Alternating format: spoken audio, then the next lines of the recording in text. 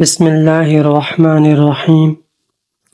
شروع اللہ کے نام سے جو بڑا مہربان نہایت رحم والا ہے۔ امت کے ظالم شخص کا عبرتناک انجام۔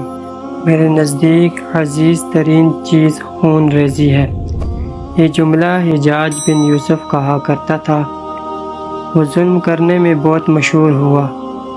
اس نے صحابہ کرام رضی اللہ تعالی عنہم تک کو اپنے ظلم کا نشانہ بنایا، لیکن اس کا انجام کیا ہوا تو سنیے۔ اس نے حضرت سعید بن جبیر رحمۃ اللہ علیہ مشہور تابعی کو انتہائی بے دردی سے قتل کروا دیا۔ اس ظلم کے بعد وہ ایک خاص قسم کے پاگل پن میں مبتلا ہوا۔ جب بھی سوتا تو خواب میں سعید بن جبیر رحمۃ اللہ علیہ نظر آتے۔ وہ اس کا گریبان پکڑ کر کہتے، تو نے مجھے کس جرم میں قتل کیا؟ وہ ہڑبڑا کر اٹھ جاتا اور خوف سے کپ کپاتا۔ انہی دنوں اس کے پیٹ میں شدید درد رہنے لگا۔ حکیموں کا کہنا تھا کہ اس کے پیٹ میں سرطان ہے، یعنی کینسر۔ اس کا زہر ہر روز برابر پھیل رہا ہے اور اس کا کوئی علاج اس کے پاس نہیں ہے۔ اس مرض کی وجہ سے اسے غضب کی سردی محسوس ہوتی تھی۔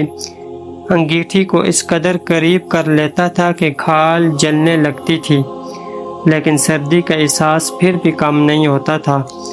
جب طبیبوں نے بتایا کہ پیٹ میں پھوڑا ہے تو جانچنے کے لیے روٹی کے ٹکڑے کو دھاگے سے باندھ کر نگلوایا گیا۔ وہ جب اندر چلا گیا تب اس کو دھاگے سے کھینچ کر باہر نکالا گیا۔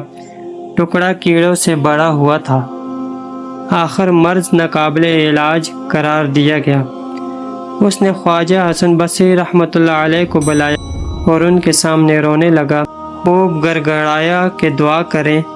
خواجہ حسن بصری رحمۃ اللہ علیہ نے کہا، میں تجھے ہمیشہ نصیحت کرتا رہا کہ اللہ والوں کے ایذا پہنچانے سے دور رہنا۔ سعید بن جبیر کے ساتھ تو نے کیا کیا؟